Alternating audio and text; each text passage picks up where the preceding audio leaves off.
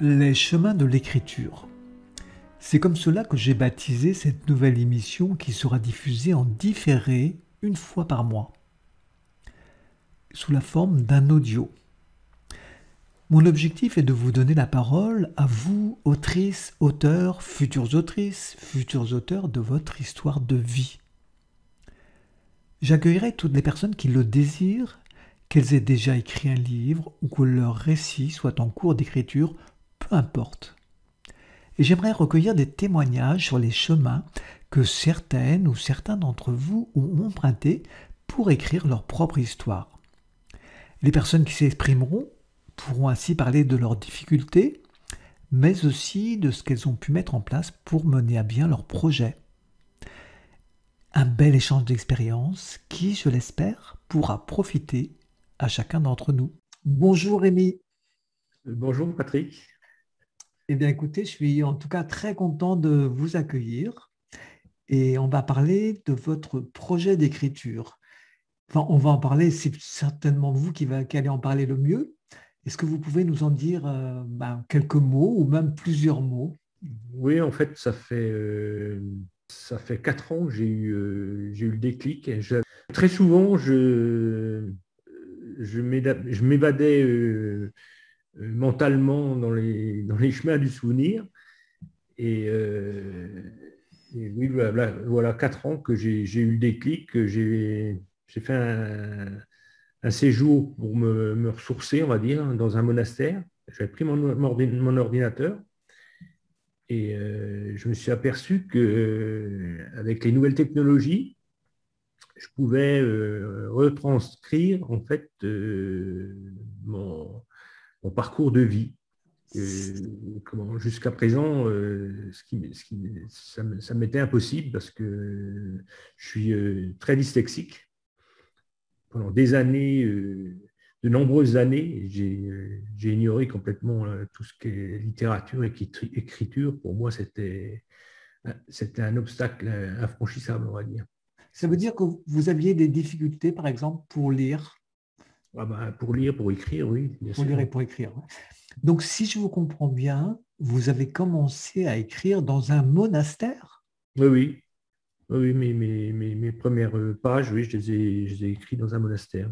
et vous parliez des nouvelles technologies, c'est-à-dire que vous enregistriez, vous parliez, comment Non, vous? Non? non, pas forcément, mais par exemple, il y a des logiciels qui permettent de faciliter l'écriture en tapant. Bon, ben, on arrive, ça nous propose des mots, et puis j'ai quand même plusieurs logiciels pour m'aider. J'ai Antidote, voilà, c'est quand même grâce aux nouvelles technologies, oui, que j'ai pu aborder ce projet, on va dire. Et donc, vous avez eu ce déclic en allant dans ce monastère, c'est-à-dire une sorte de recueillement, hein, quelque part. Oui, oui. Mais avant d'y aller, vous n'aviez jamais envisagé d'écrire votre histoire, Non, non? non, non, non. Donc, vous avez commencé. Est-ce que vous pouvez nous parler un petit peu de votre projet d'écriture? Vous êtes en train de, enfin, vous racontez l'histoire de votre vie, votre propre histoire, Oui, oui, tout à fait, oui, tout à fait. d'accord? Et pourquoi, en fait, avez-vous choisi de raconter votre propre histoire? Certainement pour essayer d'atténuer certains traumatismes, en fait, notamment celui de la dyslexie, parce que ça a complètement conditionné ma vie. Et jusqu'à présent, l'écriture m'a aidé à extérioriser cet handicap. Je n'en parlais jamais avant, jamais, jamais. Je le cachais au plus profond de moi-même et je n'en parlais jamais. Et le fait de l'écrire, ça vous a permis d'en parler plus facilement? Oui, tout à fait, oui. Parce qu'il y a certaines émotions que j'arrive à extérioriser, voilà. Voilà, j'ai trouvé le mot. Certaines D'accord. émotions que j'arrive à extérioriser et pour moi, bon, bah, c'est très important. Donc, vous en êtes tout là de votre histoire? Vous avez commencé à écrire, hein, on est d'accord? Oui, Et vous en êtes je- tout? Oh, on va dire que j'ai 120 pages environ, en premier jet. D'accord, ce qui est déjà pas mal, hein. Et vous écrivez régulièrement? Oui, mais là, il faut que je me remette à écrire. Ça fait 4 mois que j'ai pas écrit justement, ça me perturbe parce que pour moi, c'est un objectif primordial. Je veux absolument faire ce bouquin. Pour moi, c'est une importance fondamentale. En fait, c'est un défi. C'est un défi que je me suis lancé et je veux arriver au bout. Enfin, je veux absolument arriver au bout. Et il y a des jours qui sont compliqués parce qu'il y a des jours, il y a des jours de doute, il y a des jours où je me dis, je ne sais pas si je vais y arriver. Et alors ça, pour moi, c'est terrible, ça.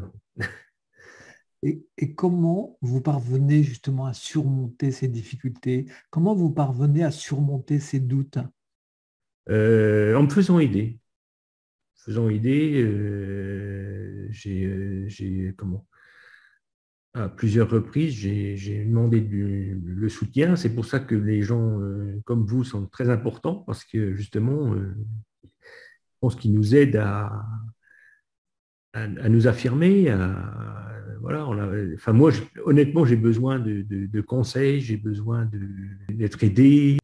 Est-ce que vous vous rappelez de l'écriture de la première page? Oui, oui, oui. Et- En fait, c'est la première page, c'est avant ma naissance. L'histoire de mes parents, en fait. L'histoire de mes parents.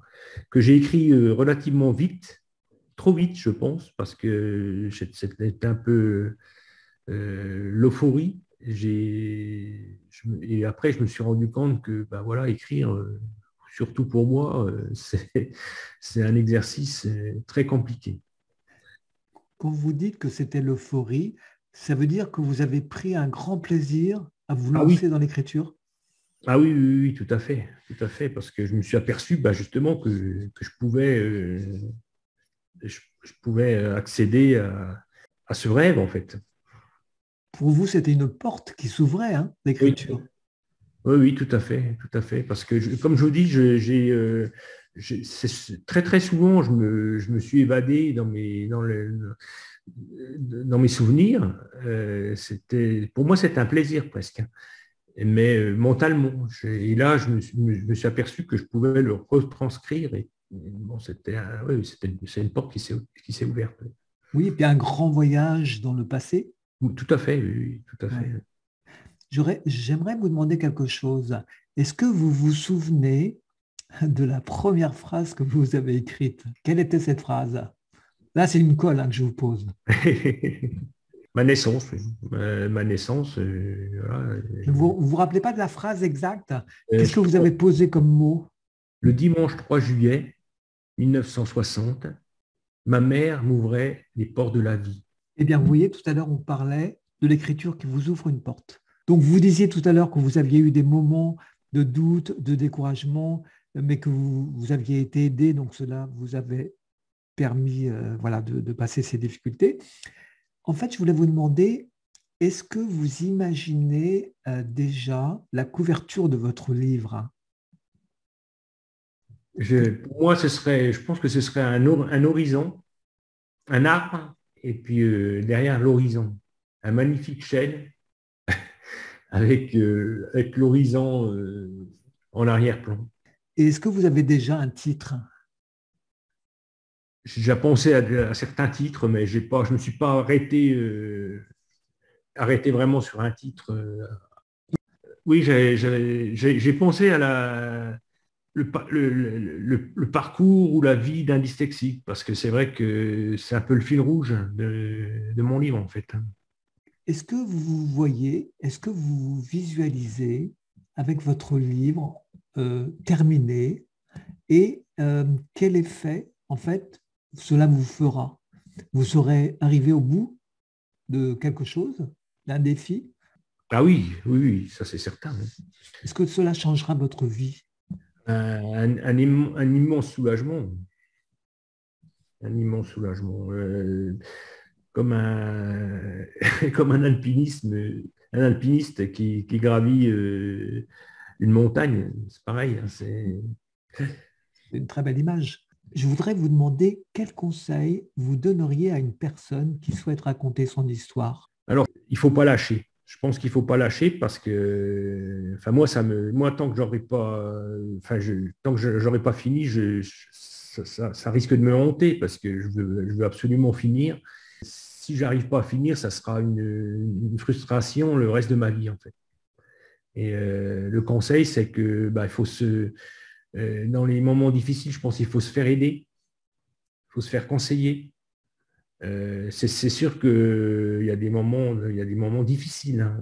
Moi, en plus de ça, je suis isolé parce que la semaine, je suis seul. Ma compagne me rejoint le week-end, mais la semaine, je suis seul en montagne. Et il y a des moments qui sont, ouais, il y a des moments de grande solitude.